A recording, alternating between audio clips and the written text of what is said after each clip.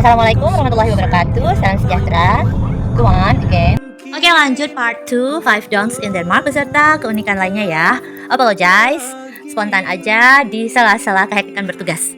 Oke, kita lanjut. Di samping kelima hal tadi, kita jangan malu, jangan sungkan untuk belajar hal-hal baru. Karena semua wilayah di Denmark itu ada banyak pelatihan, ada banyak komunitas yang orang-orangnya itu betul-betul mendukung, support, dan selalu ada fasilitas untuk membantu diri kita berkembang.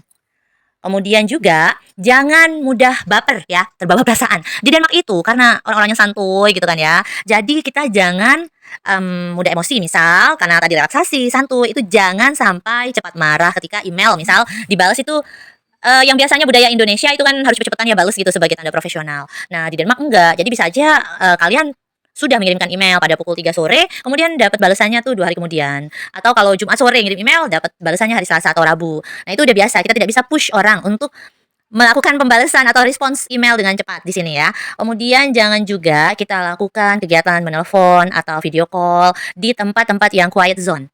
Misalnya di perpustakaan gitu ya.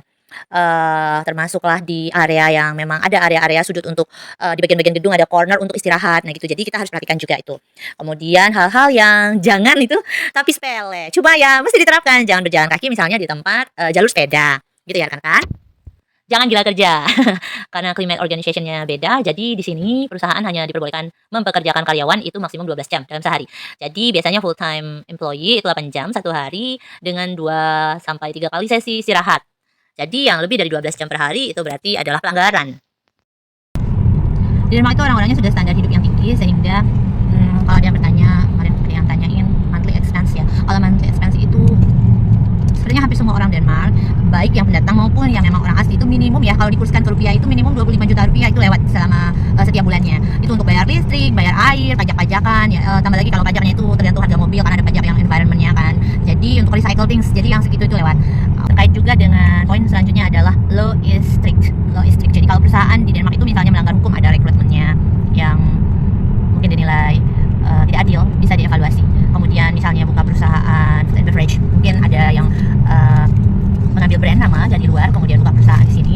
Nah, terkait itu rekan-rekan bisa membaca di berita-berita Denmark ya. Ada juga yang sudah pernah saya share di korpomromi.com. Itu misalnya ada perusahaan fast food ternama, kemudian diinspeksi mendadak nih oleh Departemen Kesehatannya. Kementerian Kesehatannya memeriksa secara spontan, kemudian ternyata ditemukan ada hal-hal yang tidak sesuai standar kualitinya itu, misalnya menyimpan bahan makanan yang sudah expire tanggalnya, kemudian mendapatkan hukuman, punishment itu langsung diterapkan, langsung kena denda besar, dan bisa jadi punishment yang berat, usaha tersebut langsung dibekukan bahkan tutup secara permanen.